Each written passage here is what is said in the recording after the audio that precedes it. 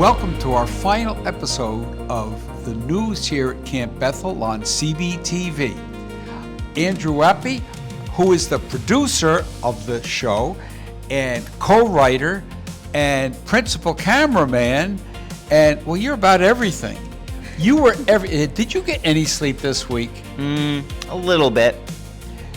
If you saw CBTV this week, you saw when the episodes came out, when the news came out. Sometimes it was 1, 2 in the morning. He was there. So, you've done a great job. Andrew, you have done a super job. Well, thank you, John. But you know what? We have so many people to thank. I would list them all off right now, but I think you should watch the Sunday service to hear our program director, Deborah Welkley, thank everyone for their contributions to a successful camp week. Almost everybody had a part in this, didn't they? Absolutely. I mean, every night we had a different co-anchor, and we had field representatives asking questions and doing interviews. You'd be amazed at how many times I would just say, hey, you, go interview that person. Do it right now. Andrew would get them right like that, and 30 seconds later, we'd have an interview. Yes.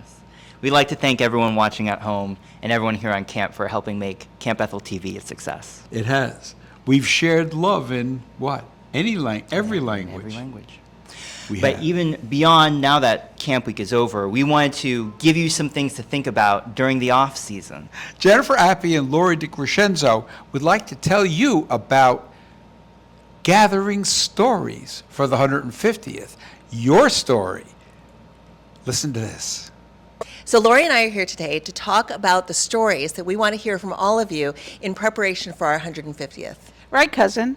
Cousin, yes. So this is going to be a story that you will hear from us. We're actually cousins. But we want to hear... We're not actually cousins, but you'll have to read. You'll have why. to read the story, yes. So we put out a call for stories at the end of camp meeting last year. And this year we got how many stories? 2? We got 2. We got 2 stories. And during camp week this week, we got 1 more story. So now we're up to 3. So we're hoping to get to, how many do you think, Lori? Ooh, it's the 150th, so maybe 150 stories? Yes, yes. And it doesn't have to be fancy. It can be a memory. It can be what you remember about camp. It can be about people you remember at camp.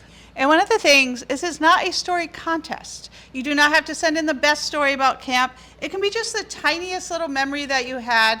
And one of the things we're thinking about, it'll be like a story quilt. So little stories, bigger stories, whatever you want to do, it will all go together into one big happy story quilt. And if you don't want to write a story and you just want to tell the story to somebody else, submit a video, submit an audio recording, we'll transcribe it. The English teacher will help turn it into a very engaging story.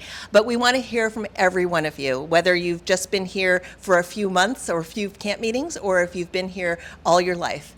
So, everyone has a story. Yeah, and think about calling someone up and asking what their story is, because it's a lot easier for us to tell our stories than sometimes to write them down. So that can be a really nice connection during the year. Yeah.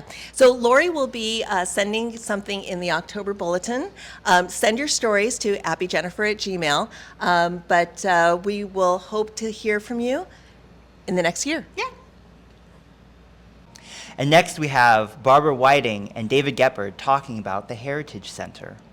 Well, today I am blessed to be downstairs in the Historical Center with our fellow curator, David Gebhardt. And David, if we were going to encourage people to come and see the Historical Center, why should they come here? Well, one would be for the air conditioning. Air conditioning, yes. But you can learn all about Camp Bethel and your family and your cottages. Yeah. You can get lost down here learning about things. Yes. Yeah. And we're available to anyone who would like to come and visit at any, if they don't see the open sign on the pole, then they can contact either you or Robin or myself, and we can open up. So you're welcome to explore, because there's a lot more than you think. And if you don't see the open sign, don't come down the hill. No, don't. But come find us. We definitely want you to come. We've had 60 visitors so far this year. It's been a wonderful turnout, but there's a whole lot more for you to see. Thank you. Exactly. That's great. Maybe take a visit in person next year or look out for more history content over the winter. Definitely, definitely.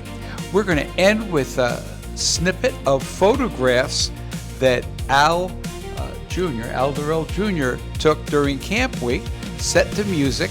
So if you miss camp, here's a little look at what you missed. Signing off for CBTV. And, as always, Ms. Pa.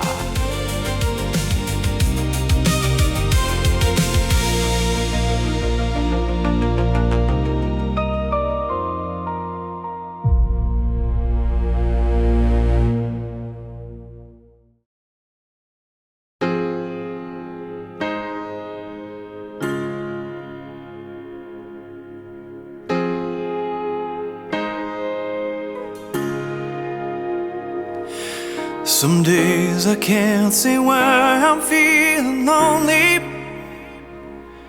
and some days I am too proud to ask for help. And I stumble through the noise, trying to find some peace. A stranger in the crowd, I lose myself.